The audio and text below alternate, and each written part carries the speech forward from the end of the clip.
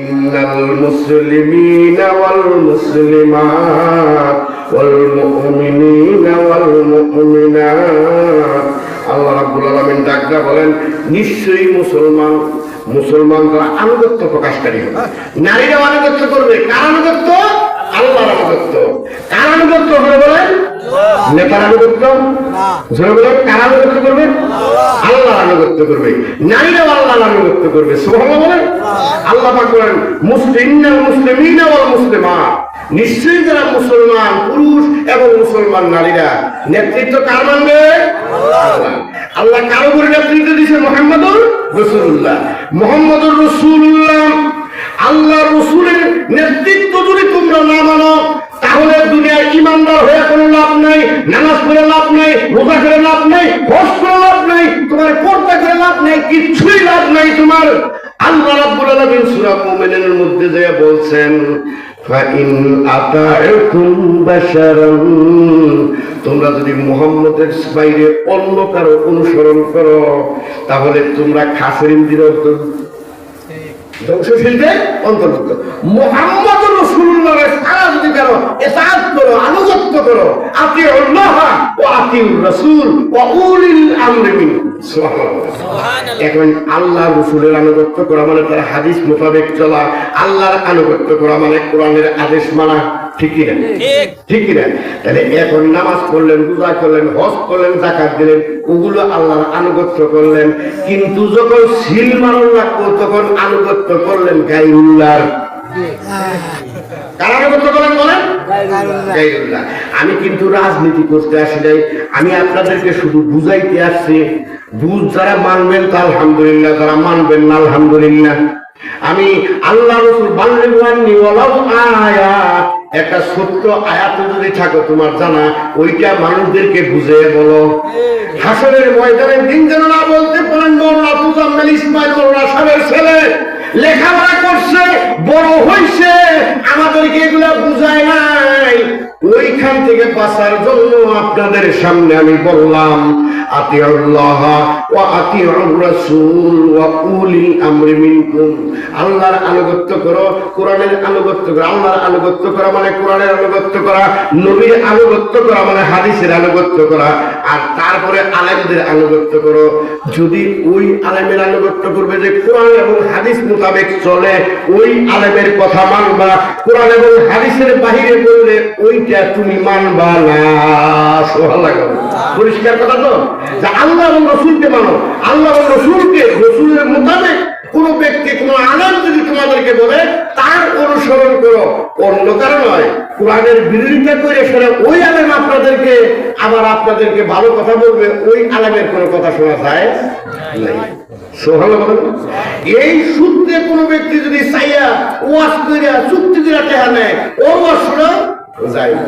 কারণ আল্লাহ পাক বলছেন চুক্তি করে টাকা নেওয়া যাবে না। তাহলে ওই বক্তা যদি চুক্তি করে টাকা দেয়, তার ওয়াজ শোনা যায় নাই। বুঝাইতে পারলাম তো?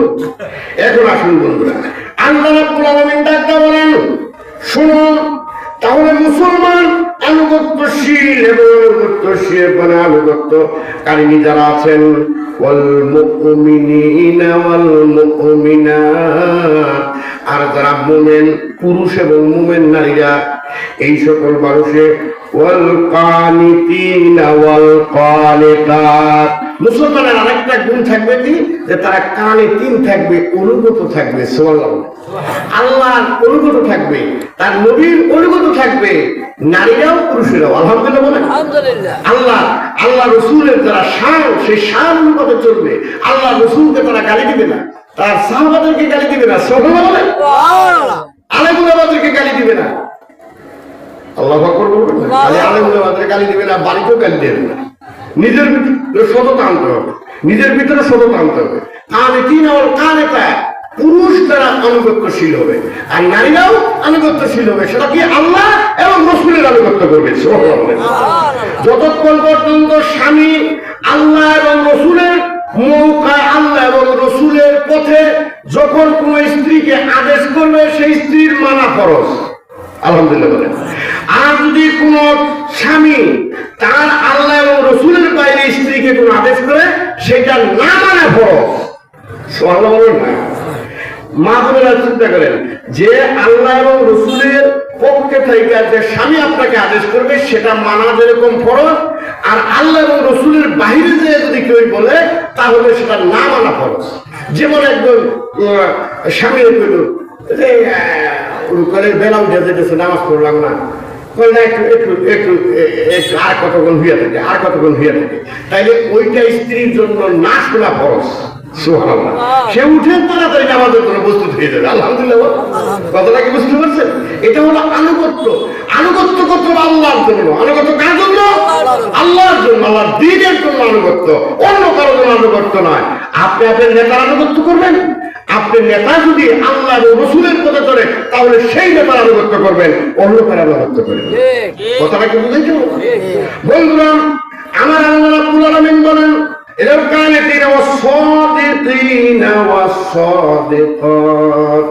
মুমিনরা কি থাকবে? সেটা সদেক থাকবে, সত্যবাদী থাকবে। মুমিনেরা সত্যবাদী থাকবে। নারীরাও সত্য কথা বলবে, মিথ্যা কথা বলবে না, অযথা কথা বলবে না। বাজে মহিলাদের সাথেও তারা আড্ডা দিবে না। বাজে মহিলা কিছু আছে না? আছে কিনা? বাজে পুরুষ আছে, বাজে নারীও আছে, যারা বেহায়ার মতো চলাফেরা করে, তারা কোনো শরম লজ্জা নাই, বিভিন্ন ভাবে বিভিন্ন যেটা মানে তাদের অঙ্গ প্রত্যঙ্গ দেখা চলে।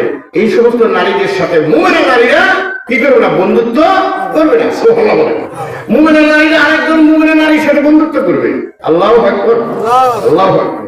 পুরুষ যে মুমিন পুরুষ তাদের সাথে বন্ধুত্ব করবে, আর যারা মুমিন পুরুষ নয় তাদের সাথে বন্ধুত্ব করবে না। সুবহানাল্লাহ। এটা আমি কোথায় পেলাম? কোরআনের আয়াত থেকে আসছে। আল্লাহ বলে ইয়া আইয়াতুহান নাফসুল মুতমাইন্না ইরজিই ইলা রাব্বিকা রাদিয়াতাম মারদিয়া। আল্লাহ রাব্বুল আলামিন ডাকতে বলেন, হে নফসে মুতমাইন্না আত্মা। আমি একদিন এখানে আলোচনা করেছিলাম আত্মা তিনটা। কোরআনের আয়াত মোতাবেক আত্মা কয়টা? আবার ইলমে তাসাউফের মোতাবেক আপনি আত্মা 10টা বলতে আছে। কথাটা কি বুঝতে পারছেন? এখন এই যে ইলমে কোরআনের মোতাবেক আত্মা হলো তিনটা। আত্মাগুলোর নামও আমি বলছিলাম, খেলা আছে কিনা। একটার নাম হলো আম্মারা, নফসে আম্মারা। বলেন না কেন নফসে আম্মারা? এটা শয়তানি আত্মা, শুধু খালি শয়তানের পক্ষে কথা বল। এটা নাম হলো নফসে আম্মারা। আরেকটা হলো নফসে মুতমাইন্না। নফসে মুখস্থ করি, নফসে মুতমাইন্না। একটা হলো আম্মারা, আরেকটা হলো মুতমাইন্না। এই মুতমাইন্নাটা খালি আল্লাহর পক্ষে বলবে। মানুষের যখন কোনো কাজ করতে যায় তখন মন ফকিরে তো যাবার চায় না। মন ফকিরে জানি কিরকম কয় না কই না। আমরা অনেক সময় মনে একটু চিন্তা করে দেখি যে মন ফকিরে কি কয়। মন ফকিরে যেটা রায় দেয়, ভালো কাজের রায় দেয়, ও কোনোদিনই মন্দ কাজের রায় দিবে না। সুবহানাল্লাহ বলেন। এটা হলো আল্লাহর পক্ষের আত্মা, আরেকটা হলো শয়তানের পক্ষের আত্মা। তাহলে আত্মা বিপরীত কি করবে? এর মাঝখানে একটা আত্মা আছে, তার নাম হলো লাওয়ামা। এটা আত্মার নাম কি বলেন? লাওয়ামা, নফসে লাওয়ামা। এই নফসে লাওয়ামাটা হলো মুজাবজাবি। মানে এইটা আমাদের দেশের দেহনিয়া বলা। ধরুন এতদিন জীবন ভরা ধরে যে এক দলের খাচ্ছে, ওই দল যখন রাষ্ট্র ক্ষমতায় অগর পিছনে গুড়গুড় গুড়গুড় ঘুরতেছে। কথাটা কি বুঝতে পারছেন? গুড়গুড় করছে। আবার যখনই সরকার পরিবর্তন হয়েছে, যে সরকার ক্ষমতায় আছে, এখন আর বোলপুর পাল্টাইয়া, মানে খালি রং পাল্টাইয়া, গিরগিটের মতো রং পাল্টাইয়া ঠিক ওই সরকারের দলের হাতে বলে আমরা তোমার হাতে, তোমার হাতে আছে। এইটারে বলে কি? মুজাবজাবি না বাইনা জালিক, না এদিক না ওদিক। ও আছে দুই নৌকায় দুই পাড়া, কিন্তু এই লোকের কিন্তু বিপদ আবার বেশি, ঠিক না? এখন বললাম এই যাত্রা নফসে লাওয়ামা আত্মাটা ডানেও থাকে বামেও থাকে। একটা মানুষ যখন 5 ওয়াক্ত নামাজ পড়ে তখন ওই নফসের লাওয়ামাটা মুতমাইন্নার সাথে যুক্ত হয়, মুতমাইন্নার সাথে বন্ধুত্ব করে, ঠিকই করতেছে, আমি তোমার সাথে আছি।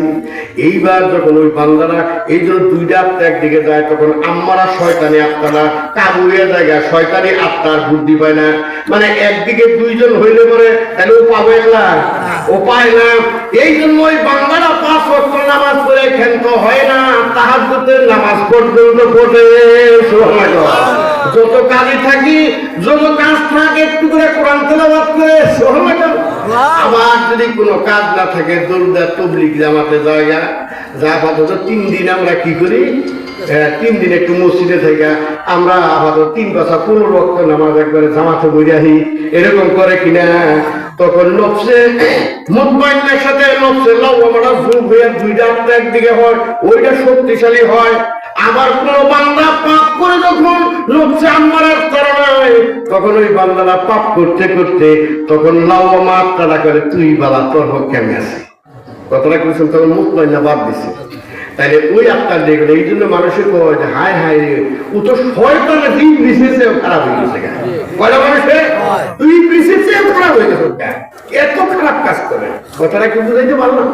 তাইলে এই যে আত্মা মাঝখানের আত্মাটা এদিকে আছে ওদিকে আছে, যার জোর বেশি তার মূল লোকটা।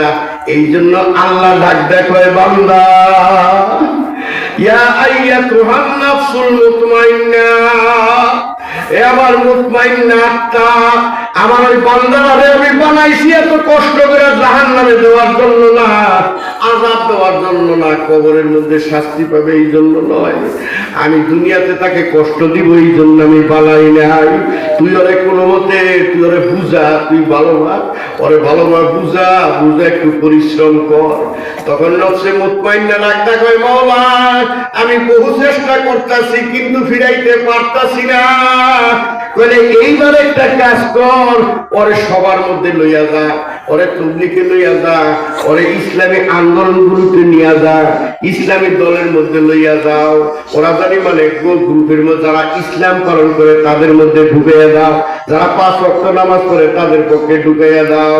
আল্লাহ বলেন ইয়া আইয়াতুহান নাফসুল মুতমাইন্না, হে নফসে মুতমাইন্না আত্মা, আমার প্রশান্তিদায়ক আত্মা, মানুষের প্রশান্তিদায়ক আত্মা, ফাদখুলি ফি ইবাদি, আমার যে ভালো বান্দাগুলো আছে এদের মধ্যে ওরে বইলা কইয়া নিয়ে যাও। একবার যদি নেও তাহলে ওই লোক ওই ভালো লোকের কথা শুনতে শুনতে একবার ও ভালো হয়ে যাইব।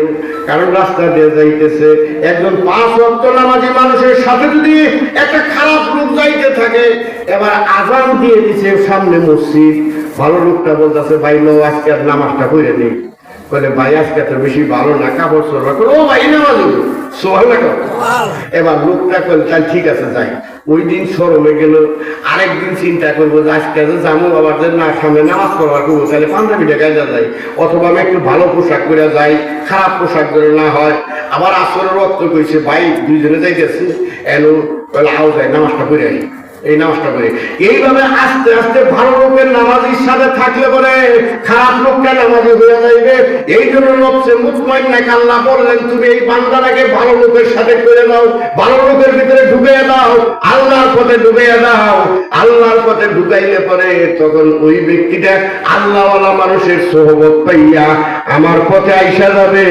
আর যখন আইসা যাবে ওয়াদখুলি জান্নাতি, আমি তাকে জান্নাত দিয়ে দিব। এটা কার কথা?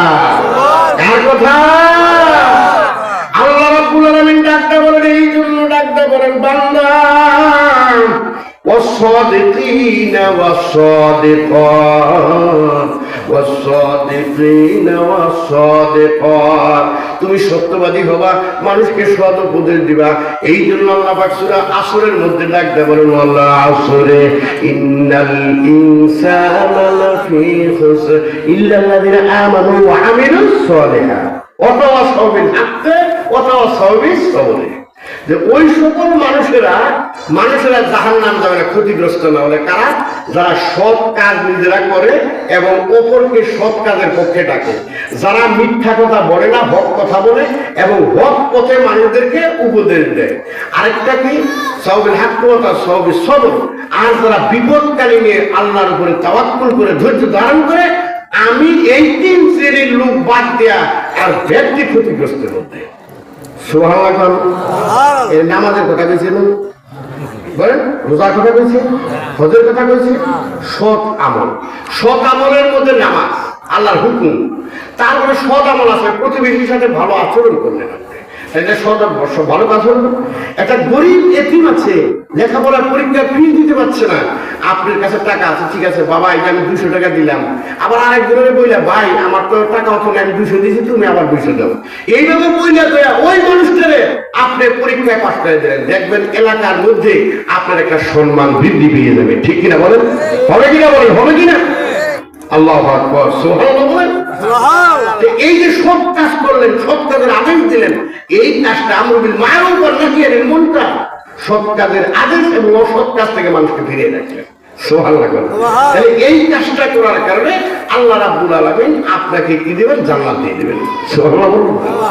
এবার বন্ধুরা, আল্লাহ রাব্বুল আলামিন মুসলমান মুমিন বান্দাদের আর গুণ বলেন, ওয়াস-সাবিরিনা ওয়াস-সাবিরাত, ওই সকল পুরুষ যারা ধৈর্য ধারণ করে আল্লাহর উপরে তাওয়াক্কুল করে, বিপদে তাওয়াক্কুল করে, যে সময় তাওয়াক্কুল করে তার অর্থ নেই আজকে খাবার নাই, ওর জন্য আল্লাহর কাছে তুমি 2 রাকাত নামাজ করো, যদি নামাজ আল্লাহর কাছে, আল্লাহ তুমি তো পরিবার বর্গ নিয়ে আমার চিন্তা করি না, আল্লাহ পরিবার বর্গে কত বাচ্চারা আছে, শিশুরা আছে, সন্তানাদি আছে, আল্লাহ তুমি খানার ব্যবস্থা করে দাও, আল্লাহ খানার ব্যবস্থা করে দিবেন। সুবহানাল্লাহ।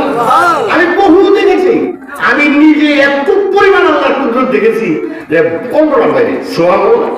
আল্লাহু আকবার। এই কুদরতগুলো আমি দেখছি যে একবার অসহায় বিপদের মধ্যে যখন আল্লাহকে ডাকছি, আল্লাহ এসে হাজির হয়ে গেছেন। সুবহানাল্লাহ। আল্লাহু আকবার।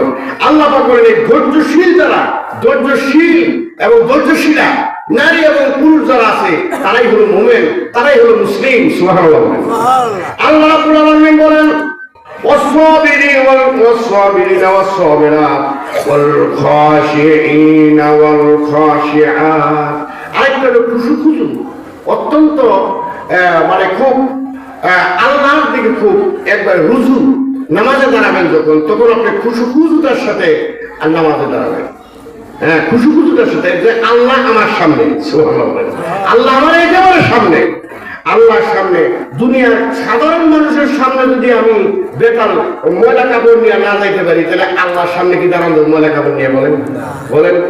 আপনি একটা সবাই যাবেন, একটা বিয়ে বাড়ি যাবেন, বিয়ের সাথে দেখা হবে, বিয়ের সাথে দেখা হবে, তাই না? ওই গ্রামের মানুষও দেখবো যে কি ভাই আমি পোলা বিয়ে করাইছি অথবা মেয়া বিয়ে দিছি, ঠিক কিনা? তখন আপনি কি ময়লা যুক্ত কাপড় নিয়ে যেতে পারবেন? তাহলে ওই বিয়ের বাড়ির চাইতে, ওই পোলা শ্বশুর বাড়ির চাইতে, মেয়া শ্বশুর বাড়ির চাইতে, তাইলে আল্লাহর দরবারে যখন আমি দাঁড়াবো, তখন একবারে মওলাকে হাজির এবং নাজির জানাইয়া এবং সুন্দর পোশাকে সুন্দরভাবে আমরা দাঁড়াবো। সুবহানাল্লাহ। এই খাসি অনুগত নত আল্লাহ হুকুম করছেন, আলহামদুলিল্লাহ। কেমন হুকুম করছেন দেখুন, আল্লাহর নবীরা কেন নবী হয়েছেন চিন্তা করতে পারছেন? আল্লাহ রাব্বুল আলামিন হযরত মুসার একটা ঘটনা উল্লেখ করেছেন কোরআন শরীফের মধ্যে। আল্লাহ রাব্বুল আলামিন ডাক দিয়ে বলেন, ওয়া ইযিস্তাসকা মুসা লিকাওমিহি। আল্লাহ নবী মুসার কাছে তার সম্প্রদায়ের লোকেরা এসে বসলো, হুজুর বলল, হুজুর আমাদের তো পানি খাওয়ার কোনো জায়গা নাই, পানি কোন থেকে পান করব? তখন আল্লাহর নবীকে বললেন, আপনি আপনার পরিবারের কাছে একটু পানি দাবি করুন। মুসা নবীর গ্রুপের মধ্যে, আমাদের বাংলাদেশের মধ্যে, মৌলবীদের মধ্যে কত দল আছে দেখছেন নাকি? আসলে আসলে এই মৌলবী গেলে খবর হয়ে গেছে, আমরা বলেন এক হতে পারতেছি। মুসার জামানার নবী সময় 12টা গ্রুপে বিভক্ত ছিল। আল্লাহ নবী বললেন যে আমার উম্মতের মধ্যে 72টা হবে। কয়টা? সুবহানাল্লাহ।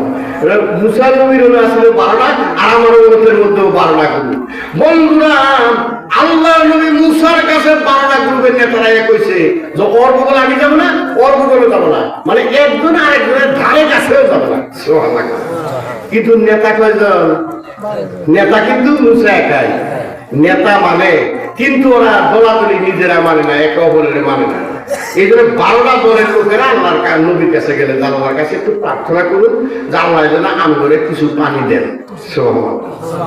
আল্লাহর নবী তখন বললেন, আল্লাহ গো ওরা পানি চায়, তাহলে তুমি কি কও?